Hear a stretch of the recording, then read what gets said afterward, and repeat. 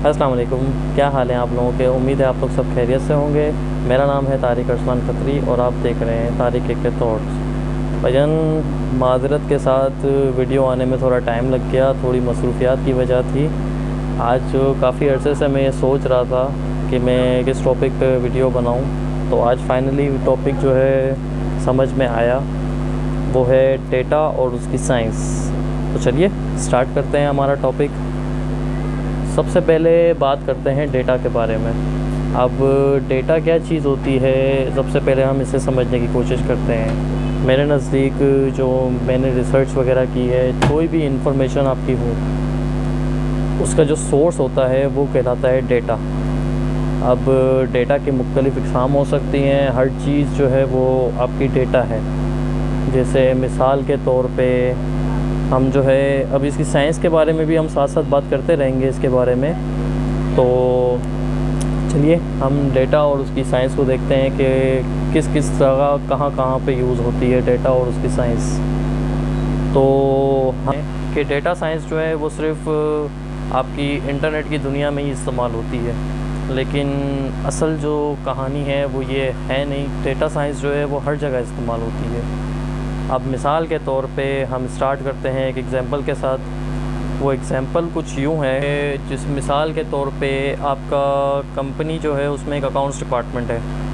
अब उसमें जो है आपकी जो डेटा फीडिंग होती है वो भी एक साइंस के हिसाब से ही होती है कि कौन सी चीज़ डेबिट है, कौन सी चीज़ क्रेडिट है, वो भी जो है वो एक साइंस के लिहाज से चल रही होती है कहानी। अब मिसाल के तौर पे कोई जो है मसला आता है किसी अकाउंट्स में या किसी बैंक की रिकन्सिलेशन में मसला आता है, तो जो आपका अकाउंटेंट होगा उसको चाहिए होगा सबसे पहले डेटा।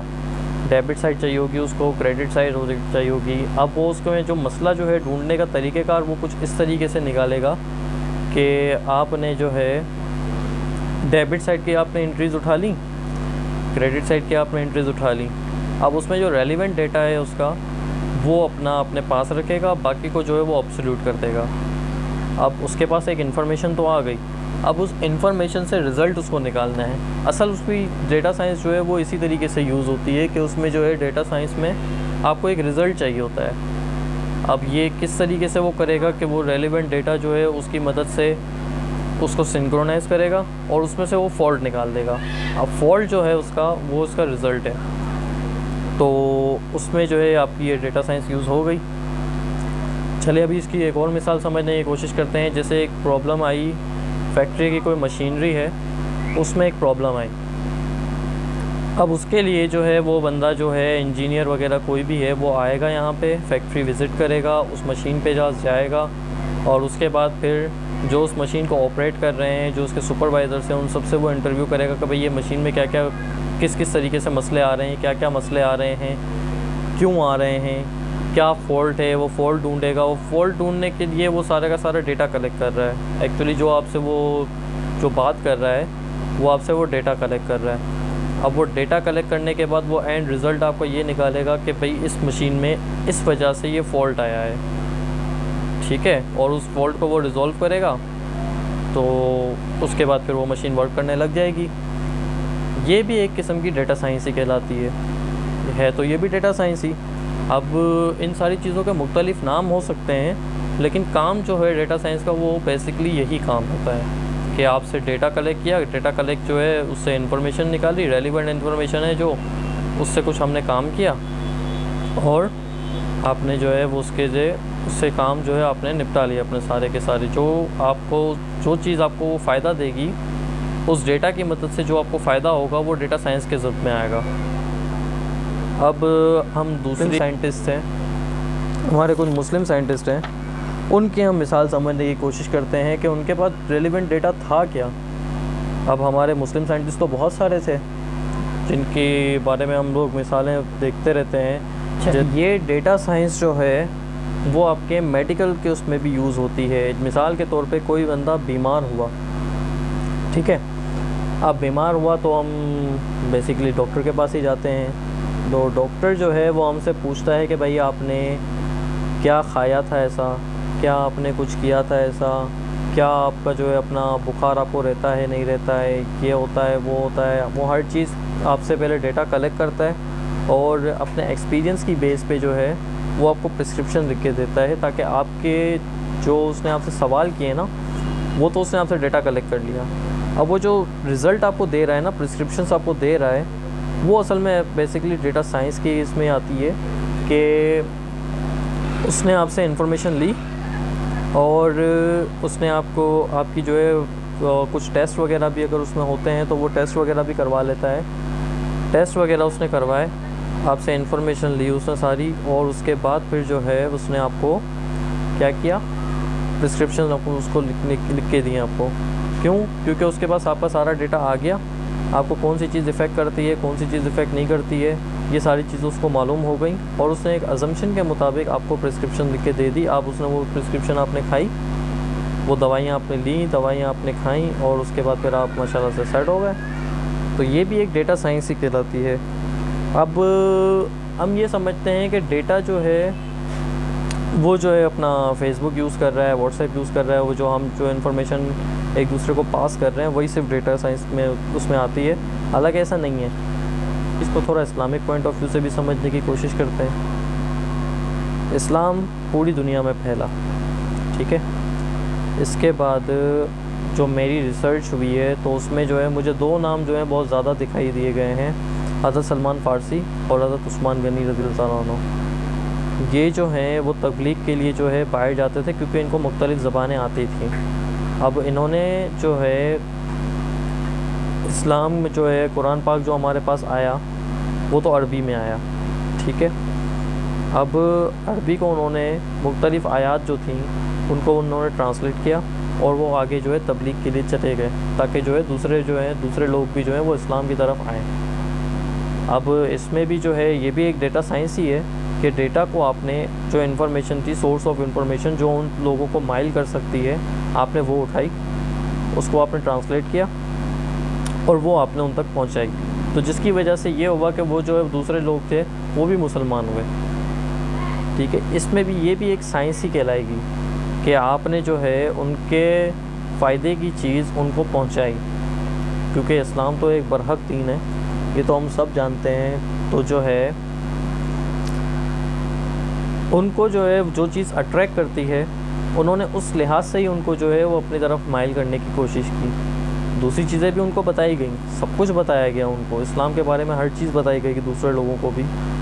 लेकिन जो है पॉइंट ये है कि डेटा साइंस आपकी अभी से नहीं है, डेटा साइंस आपकी बहुत पुरानी चल रही है। 1400 साल से आप जो है 1460 साल से जो है आप अपना ये कहानियाँ चल रही हैं, डेटा साइंस आपकी तब से चल रही है। अच्छा, मुझे एक और चीज़ जो है दिमाग में आई कि जो है हमारे मुस्लिम साइंटिस्ट जो थे, पुराने मुस्लिम साइंटिस्ट जैसे अबू मूसा अल बैरूनी,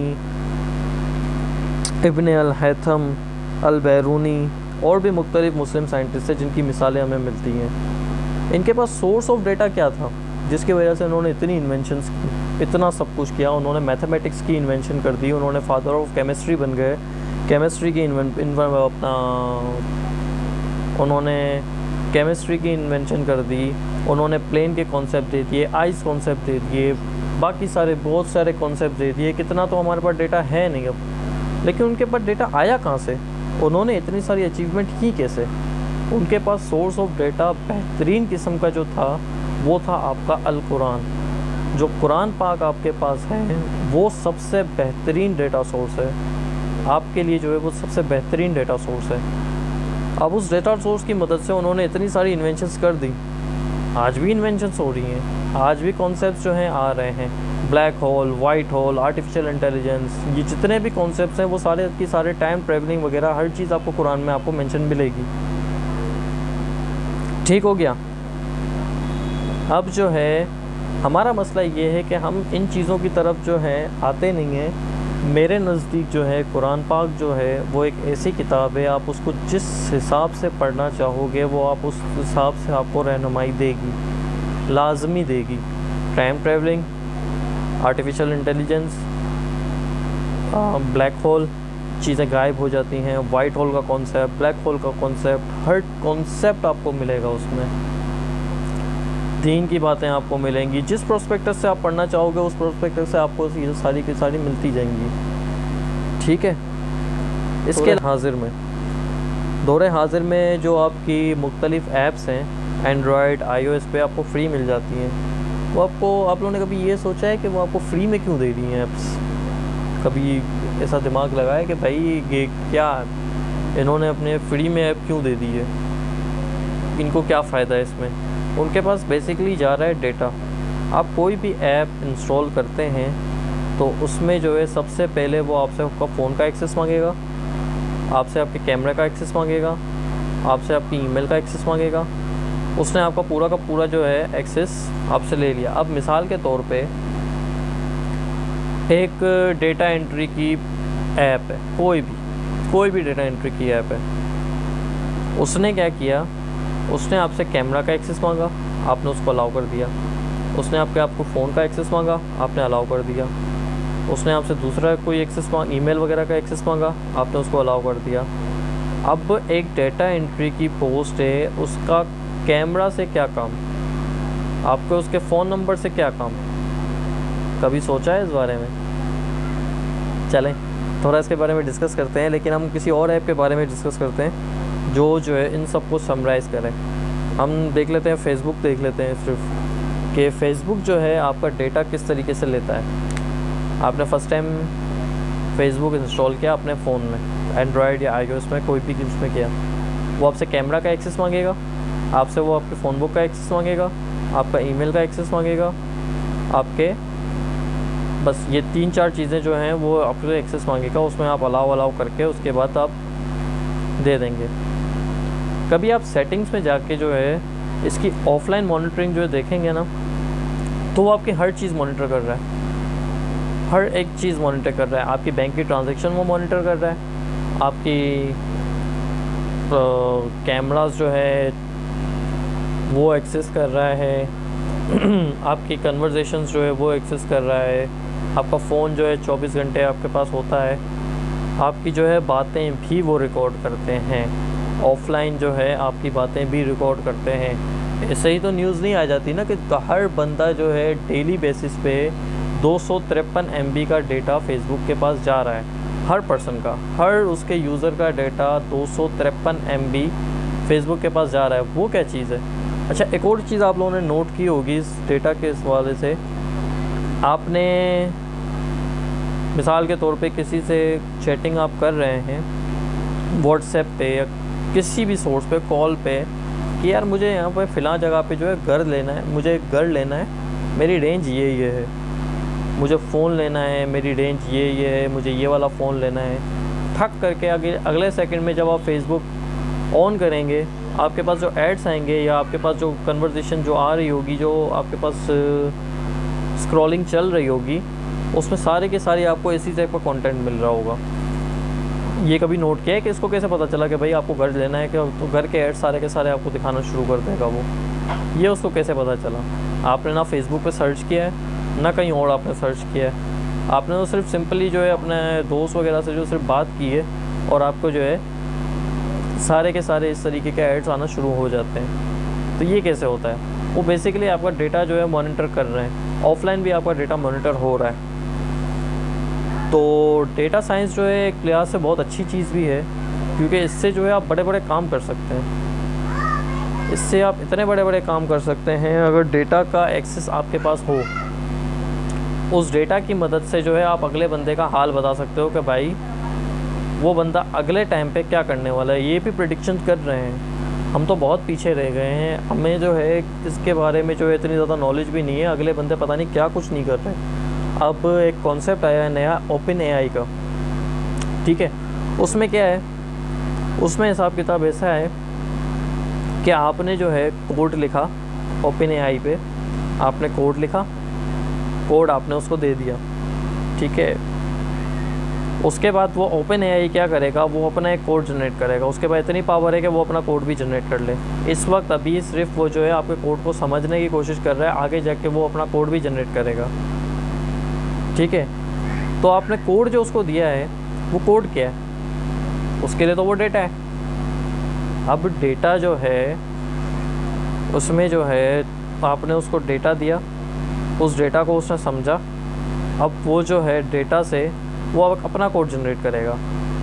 अपना जो कोड जनरेट करेगा वो उसमें इतनी काबिलियत भी आगे जाके होगी कि वो आपके कोड को भी इनक्रिप्ट कर ले, आपके कोड के साथ भी छेड़छाड़ करके वो आपके कोड को ही चेंज कर दे कि भाई एक्सेस आपके पास है या उसके पास है, या आपको भी पता नहीं होगा, क्योंकि उसके आपका एक्सेस जो है वो ख़त्म करके वो अपने पास ले सकता है वो कोड। समझ रहे हैं कि नहीं समझ रहे इस बात को? तो डेटा साइंस जो है वो हर जगह पे यूज़ होती है। एक तो ये हमने समझ लिया कि भाई डेटा साइंस कोई ऐसा नहीं है कि जो ना एक ही जगह पे यूज़ हो रही है या सिर्फ जो है अपना डेटा कलेक्शन के लिए यूज़ हो रही है। डेटा साइंस का बहुत अच्छे तरीके से इस्तेमाल भी कर सकते हैं, अगर हम चाहें तो हम बहुत अच्छे तरीके से भी इस्तेमाल कर सकते हैं इसको। तो हम कोशिश करेंगे कि भाई इसको जो है और ज़्यादा हम लोग जो है डिस्कस करें इसके बारे में। आप मुझे कमेंट्स करके बता सकते हैं कि इसमें क्या क्या मैंने गलतियाँ की हैं, क्या क्या जो है मैं इसमें और कर सकता हूँ। अगर इसके बारे में मज़ीद डिस्कस करना चाहें तो मैं जो है इसके ऊपर एक और वीडियो भी बना दूँगा, लेकिन ये आप मुझे कमेंट सेक्शन में बताएंगे कि जो है इसके बारे में दूसरी वीडियो हम बनाएं कि ना बनाएं। और अगर इसमें कुछ भी अगर आप लोगों को पूछना हो या कुछ भी अगर इसमें हो तो कमेंट सेक्शन आपके पास है, आप इसमें मुझसे आप पूछ सकते हैं, कुछ भी पूछना चाहो वो पूछ सकते हैं। ठीक है, तो अपना बहुत बहुत ख्याल रखिएगा। अल्लाह हाफिज़।